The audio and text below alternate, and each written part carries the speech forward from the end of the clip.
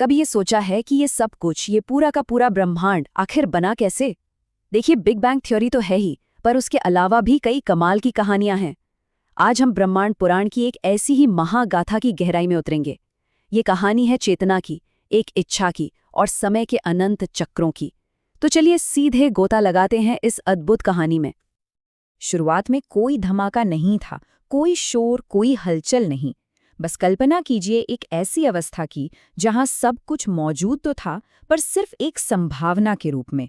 ठीक वैसे ही जैसे एक छोटे से बीज में एक पूरा विशाल पेड़ छिपा होता है, बिल्कुल वैसे ही उस अवस्था में पूरा का पूरा ब्रह्मांड समाया हुआ था। ये बस शुद्ध संभावना थी, जो बस प्रकट होने का इंतजार कर रही थी। तो चलिए अपनी यात्रा की शुरुआत करते हैं उस समय से भी पहले के समय से, एक ऐसी दुनिया में जहां कुछ भी नहीं था, या शायद सब कुछ था। सबसे पहले एक बात साफ कर लेते हैं, ये जो ब्रह्म है, ये कोई देवता या कोई व्यक्ति नहीं है। इसे आप ऐसे समझिए कि ये अस्तित्व का वो कैनवस है, वो अनंत चेतना है जिससे हर चीज जन्म लेती है। ये सोर्स है, क्रिएशन नहीं। तो सवाल ये उठता है कि इस अनंत शांति में, इस ठहराव में हलचल शुरू कैसे हुई? वो पहली चिंगारी क्या थी जिसने सब कुछ बदल कर रख दिया? आइए जानते हैं। बस इतना ही, एक कंपन, एक इच्छा, मैं एक से अनेक हो जाऊं। जरा सोचिए, हमारे पूरे ब्रह्मांड का जन्म बस इसी एक विचार, इसी एक इच्छा से हुआ। यही वो पहली ताकत थी जिसने एक से अनेक बनने का ये पूरा सफर शुरू किया। इस इच्छा से जो पहली चीज बनी वो थी महत, यानी कॉस्मिक इंटेलिजेंस। इससे आप एक तरह से यूनिवर्स का ऑपरेटिंग सिस्टम समझ सकते हैं। एक ऐसा सॉफ्टवेयर जिसमें फिजिक्स के सारे नियम, ग्रहों की चाल और जीवन का हर ब्लूप्रिंट, सब कुछ पहले से ही मौजूद था। अब इस बुद्धि से पैदा होता है अहंकार। लेकिन रुकिए, ये हमारे वाले ईगो जैसा नहीं है। ये ब्रह्मांड का मैं हूं का सिद्धांत है। यही वो शक्ति है जो हर चीज को उसकी अपनी अलग पहचान देती है। मतलब ये एक तारा है और वो एक ग्रह है। ये अलगाव पैदा करता है ताकि अलग अलग चीजें बन सकें।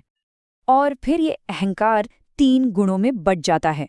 देखिए, सबसे पहले है सात्विक गुण, जिससे प्रकाश और ज्ञान आता है, और इसी से हमारा मन और देखने सुनने जैसी इंद्रियां बनती हैं। फिर आता है राजसिक गुण, जो एक्शन और एनर्जी की शक्ति है।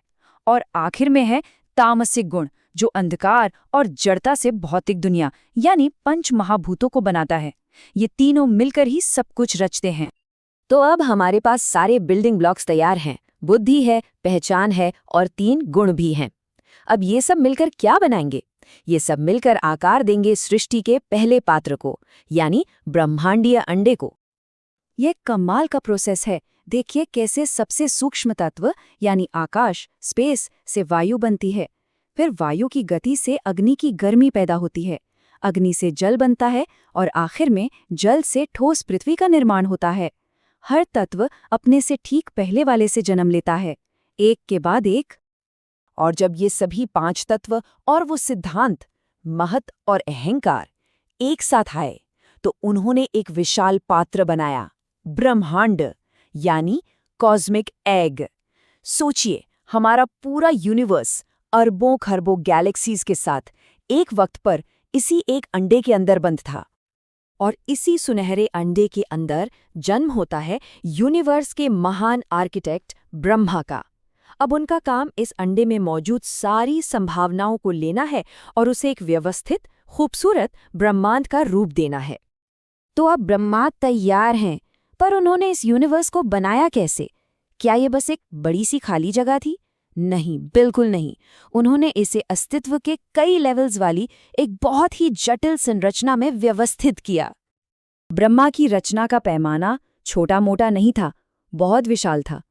उन्होंने सिर्फ एक दुनिया नहीं बनाई, बल्कि अस्तित्व के 14 अलग अलग लोक, या कह लीजिए डायमेंशंस बनाए।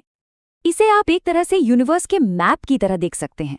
ऊपर के 7 लोक ये देवताओं और आध्यात्मिक उन्नति के हैं, और नीचे के 7 लोक ये कोई नर्क या हेल नहीं है जैसा हम सोचते हैं, बल्कि ये भौतिक और अवचेतन दुनिया के अलग अलग स्तर हैं, अलग अलग प्लेन्स ऑफ एग्जिस्टेंस हैं।